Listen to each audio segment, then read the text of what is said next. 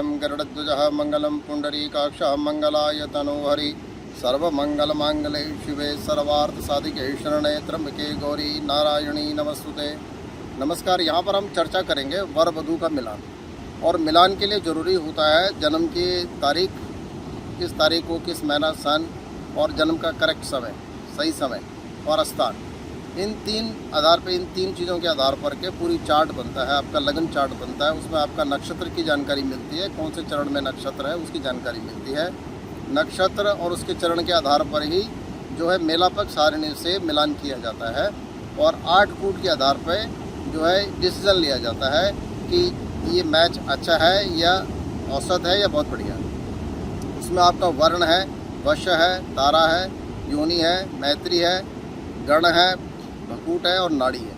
ये 8 कूट होते हैं। 8 कूट एक कसौटी है आपकी और उसमें सभी पहलू कवर हो जाते हैं। सामाजिक पहलू, पारिवारिक पहलू, स्वास्थ्य, आयु, वैचारिक तालमेल, ये सब चीज़ें इसी में आ जाती हैं। और 8 कूट के बाद फिर कुंडली में मंगल का विचार करते हैं। मंगल मतलब लग्ने वेच पाताले जामित्रे चाष्टमे कुजे, यानी पहला, चौथा, 7वां, 8वां, 12वें घर में मंगल हो तो मांगलिक होता है। और ऐसा ही दूसरा पक्ष भी होना चाहिए, उसका भी पहला, चौथा, 7वां, 8वां, 12वें घर में मंगल हो। यदि मंगल नहीं है तो इन घरों में या तो राहु हो या शनि हो, कोई दोष काट रहा हो। तो दोष काटने के भी कई जो है शास्त्रों में विधान बताए हुए हैं कि इस तरीके से मंगल दोष कट जाता है। तो ये तरीका है। किंतु बहुत से लोग होते हैं जिनके पास अपना डेट ऑफ बर्थ करेक्ट नहीं है, टाइम करेक्ट नहीं है। उस स्थिति में क्या होता है, मिलान नहीं हो पाता है ज्योतिषीय आधार पे। तो फिर दूसरा तरीका ये अपनाया जाता है कि भाई दोनों की जन्म राशि ले ली जाए, या जो बोलती हुई राशि है, प्रसिद्ध नाम ले करके, प्रसिद्ध नाम के आधार पर कौन सा नक्षत्र बनता है, कौन सा चरण बनता है, और उस आधार पे अष्टकूट मिलान तालिका की सहायता से मिलान कर दिया जाता है, गुण निकाल लिए जाते हैं। तो ये कि स्थूल तरीका, दूसरा तरीका ये होता है। तीसरा तरीका मैं आपके साथ चर्चा कर रहा हूँ कि एक तरीका ये भी है कि इसमें हम लेकर एंटीना का प्रयोग करते हैं। ये लेकर एंटीना क्या है, ये क्वांटम सेंसर इसके नीचे लगा हुआ है और ये सूक्ष्म ऊर्जा तरंगों को पकड़ता है। और इसके लिए हमको 2 फोटोग्राफ चाहिए, वर की फ़ोटो चाहिए और एक वधू की फ़ोटो चाहिए। 2 फोटो हमको चाहिए। दोनों फोटो पे आप नाम लिख दीजिए, वर का नाम लिख दीजिए, वधू का नाम लिख दीजिए। अब आपके पास 2 फोटो हैं, आपके पास लेकर एंटीना है, ये क्वांटम सेंसर जो है इसके नीचे सूक्ष्म ऊर्जा तरंगों को पकड़ने की इसकी सामर्थ्य है और ये बहुत अच्छा काम करता है। ये आपकी सबकॉन्शियस लेवल पे, आपकी जो सूक्ष्म चेतना है, उस चेतना के आधार पे ये जो है आपको डिसीजन देता है। जैसे मान लो कि कई बार आपको इंट्यूशन होता है और आपकी वो इंट्यूशन सही सिद्ध हो जाता है। तो वो जो इंट्यूशन है वो आपकी आंतरिक चेतना से जो चीज़ आ रही है, जो सिग्नल आ रहे हैं, आप उसको अनुभव तो कर रहे हैं पर उसको डिफाइन नहीं कर पाते ठीक तरीके से। और जब वो चीज़ घटना घटती है फिर आपको रियलाइज़ होता है कि यार मेरे को ये चीज़ एहसास हुई थी और ये घटना घट गई। तो यही चीज़ें जो सूक्ष्म ऊर्जा तरंगें हैं, इन्हीं ऊर्जा तरंगों को पकड़ करके आप कई तरह के डिसीजन ले सकते हैं। अब मैं क्या करता हूँ कि लेकर एंटीना में ये केबल का जो है यहाँ पे राइट साइड में इसको मैं डालता हूँ। राइट साइड में हमने होल में हमने इसलिए इंसर्ट किया कि वी आर टेकिंग इन्फॉर्मेशन। और जब हम किसी को इन्फॉर्मेशन या एनर्जी देते हैं तो लेफ्ट होल यूज़ करते हैं।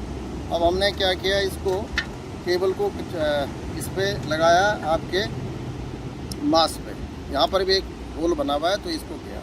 अब हम क्या करते हैं कि जो ये मास है ये वधू के फोटो के ऊपर रख देते हैं। वधू का हमने नाम लिख दिया है और साथ में उसकी चेतना का हम आह्वान भी करते हैं, उसका नाम लेकर के कि मैं उसकी सूक्ष्म चेतना जो है, आत्मिक चेतना है, उसका आह्वान करता हूँ। इसी प्रकार वर की मैं आत्मिक चेतना का आह्वान करता हूँ। मन में एक भाव भी आपको ये रखना होता है। लेकर एंटीना का जो नीचे का ये जो है आपका, इसको थोड़ा सा पुश करेंगे अपनी तरफ तो ये जो है सेंसर आपका काम करने लग जाता है। हैंडल को ब्लॉक करना पड़ता है दोनों तरफ से। और इसके बाद इसको हम क्या करते हैं, 3.3 वेव लेंथ पर सेट करते हैं, 3.3 वेव लेंथ। और इसको न्यूट्रलाइज करते हैं। सबसे पहले क्या है, प्रीवियस रीडिंग न्यूट्रलाइजेशन। आपने पीछे जो भी रीडिंग करी है उसको न्यूट्रलाइज करते हैं और अपने इष्ट देवता का ध्यान करते हैं। उसके बाद आप क्या करते हैं, उसको 2.5 वेव लेंथ पे सेट करते हैं, 2.5 ले। और इससे आप जो है सवाल ये पूछिए कि इसका तरीका क्या आंसर देने का। तो show me the language of yes, show me the language of yes. Okay, तो ये अपने आप दिखेगा ऐसे मूव करता हुआ। इसका मतलब ये अगर ऐसे मूव कर रहा है तो इसका मतलब ये जो है यस बता रहा है। Show me the language of no, show me the language of no, show me the language of no. तो नो में जो है इसकी मूवमेंट ऐसी रहेगी। हो सकता है कि ये आपके पीछे की तरफ गिर जाए तो आपकी फिर वही लैंग्वेज नो की बन जाएगी। अभी जैसे ये स्टेबल है, इसमें कोई मूवमेंट नहीं है, तो ये लैंग्वेज नो की इसकी बन रही है। अब हमारे पास क्या है कि वधू का फ़ोटो है, इस पर मैंने मास्क लगा दिया, उसकी आत्मिक चेतना का आवाहन किया, और वर का मेरे पास एक फ़ोटो है। अब सबसे पहला ये है कि इसको आप लाइए 2.5 पे। ये जो 2.5 वेवलेंथ है, इसी के आधार पर ये चेक हो जाएगा कि कॉम्पेटिबल है यस एंड नो में। तो आप क्या करेंगे, नाम ले करके वर का, क्या इनका कॉम्पेटिबिलिटी है, तब ये जो है दिखा रहा है यस, मतलब कॉम्पेटिबिलिटी है, यस दिखा रहा है। दूसरा आप ये पूछ सकते हैं कि क्या इसमें मंगल दोष है। दूसरा सवाल आप ये पूछ सकते हैं, क्योंकि आपके पास चार्ट नहीं है, एस्ट्रोलॉजी का पार्ट आपका नहीं है, तो आप जो है ये पूछ सकते हैं क्या इनमें मंगल दोष एग्जिस्ट करता है, क्या मंगल दोष एग्जिस्ट करता है, क्या इसमें मंगल दोष एग्जिस्ट करता है। तो आंसर मिलता है नो, कि देयर इज़ नो मंगल दोष, कुछ दोष इसमें नहीं है। इसके बाद आप क्या करते हैं कि मंगल दोष इसमें नहीं है, ये आपका क्लियर हो गया।